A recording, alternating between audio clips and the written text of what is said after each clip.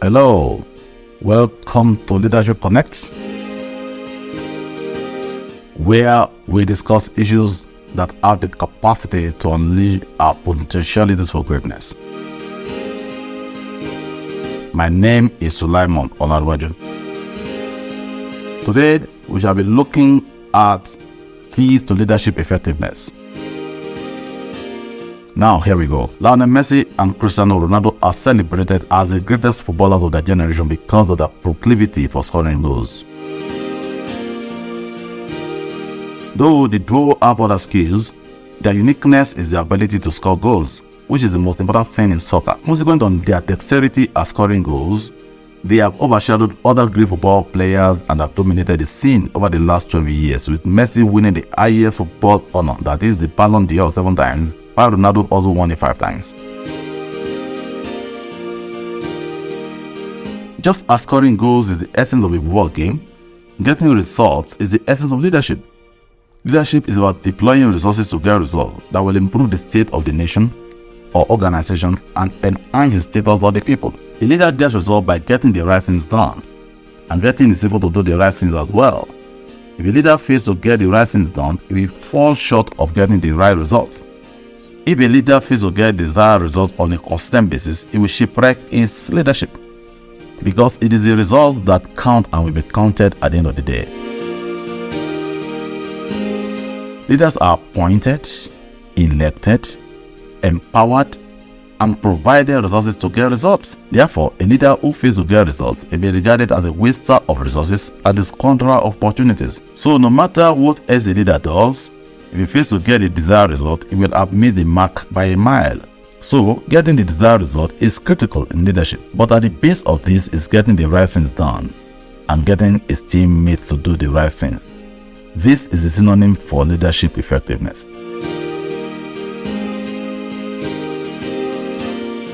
How leaders get the right things done? Number 1, they eliminate distraction. Distraction is the greatest hindrance to leadership success. Distraction is not primarily about extraneous activities. It is essentially about giving attention to issues which may not be unimportant but are not critical to the task at hand. Paying attention to tasks that are not critical to the goal slows down progress and affects leadership effectiveness.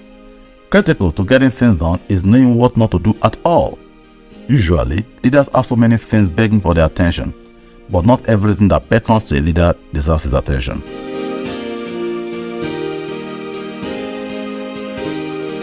Once upon a time, an employee approached Warren Buffett, one of the wealthiest men in the world, on how to be effective.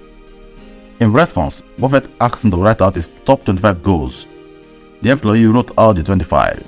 Then Buffett asked him to review his list and circle the top 5 goals. The employee went through the list and after a while circled 5 items on the list. Buffett then asked him what he was going to do with the 2 list. The employee said, "I will start working on my top 5 goals right away." When Buffett asked him about the second list, his response was that, "Well, the top 5 are my primary focus, but the other 20 come in a close second. They are still important, so I work on those intermittently as I see fit. They are not as urgent, but I still plan to give them a dedicated effort." Buffett responded and said, "Everything you didn't circle just became your avoid at all cost list. No matter what, these things get no attention from you until you have succeeded with your top 5. Ladies and gentlemen, distractions are not those things that do not matter at all.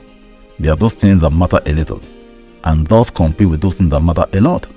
Such things must be avoided by all means." Number 2, they hold people accountable. As influential as they are, leaders cannot accomplish much on their own. They work through people to achieve their goals. However, the difference between leaders who are effective and those that are not is that the former hold everyone who works with them accountable while the latter don't. An organization is a system, with every part playing a role in the actualization of corporate goals. Accountability, therefore, is letting every member of the system understand his or her role and the criticality of that role to the actualization of set goals, as well as the consequences of failing to deliver on the target set for them. As simple as this appears, many leaders fail to comply with it. Now, why do leaders fail to hold others accountable.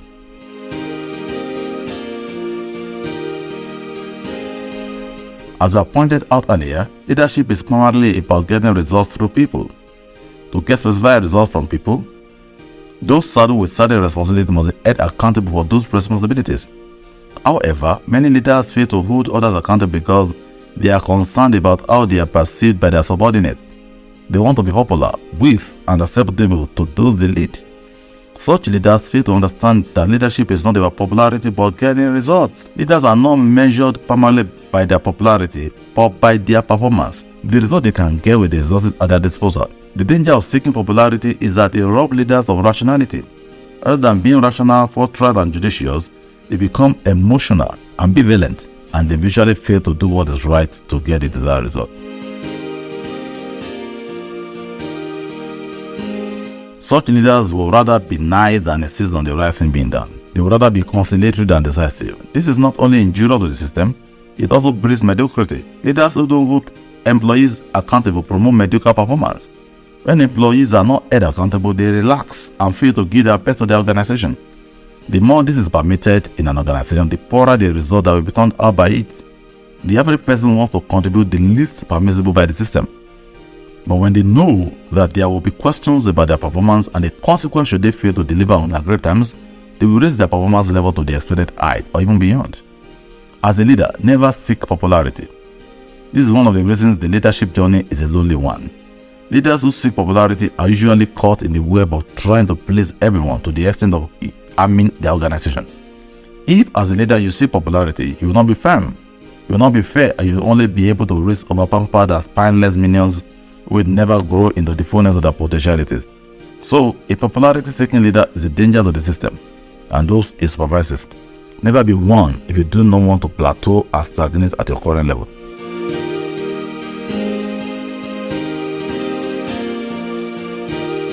Now, let's look at how leaders hold their employees accountable. For leaders who wish to hold others accountable, the following tips will be of help. 1. Give clear expectations. Oftentimes, subordinates fail to deliver results as a consequence of expectations that are not stated in unambiguous terms. While the subordinate believes that the boss wants something, the boss expects something else. This is usually a communication problem. The way to avoid this is to start out by giving a clear picture of what is expected of the subordinate. Ken Blanchard, author of The 1 Minute Manager, counsels leaders to be categorical about their expectations of their reports. He says the best way to achieve this is for both the leader and the subordinate to have a meeting where the issue of expectations will be discussed and agreed on. This, he says, will leave neither of the parties in doubt of the expectations. When leaders make clear what their expectations of their subordinates are, they make it easy for the subordinates to achieve desired results. Number 2, follow up. Leaders should give their subordinates the freedom to carry out their assigned task in the way they deem fit without necessarily abandoning them to it. Leaders should always ask their subordinates questions about the task. How the task is handled is the decision of the subordinate, but since the outcome of the task has an effect on the overall performance of the organization, the leader must always get information about the task to know the ground being covered and the challenges being encountered. This is of utmost importance because failure doesn't happen overnight, it happens over time. Failure is progressive and gives advanced signals, but many people are too engrossed in their activities to notice the signs and take steps to redeem the situation. By being observant, one can discern far ahead of the manifestation a project that is doomed to fail. By getting regular feedbacks on the tasks being undertaken by subordinates, the leader is able to know how to go about it and what steps to take if the situation sounds awry. Waiting till completion time to find out if the task has been well done may be leaving it too late. As observed by Louis Gessner, a former IBM chief executive, people don't do what you expect, but what you inspect.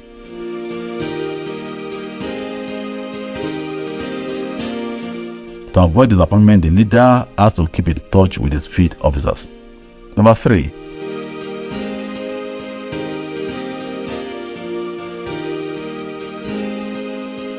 The leader must offer to help. One of the ways leaders help their subordinates to achieve success is to assure them of access whenever they require it. This will make it easy for them to approach the leaders for help when needed.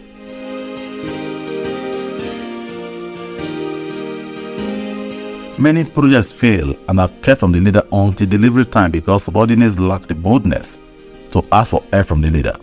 Consequently, a situation that would have been managed with much ease will become a serious matter that could hold down an organization. Leaders should learn to encourage their subordinates to ask for help whenever they need it. Each time a leader discusses the progress of a task with subordinates, you should end the discussion by saying, "If there is anything I can do to make your work easier or better, please don't hesitate to ask me."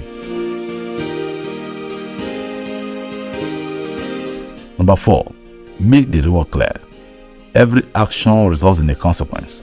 So, both the leader and the subordinate must have a clear understanding that while meeting or exceeding set target will attract rewards, the reverse will not fail to attract sanctions.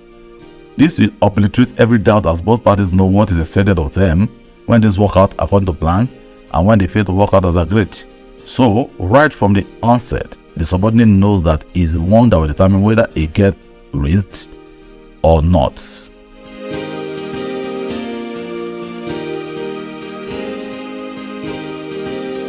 The secret to leadership effectiveness consists of two things. 1. Avoiding distractions, and 2. Holding team members accountable. I'll see you next time. My name is Suleiman Rajan. Bye.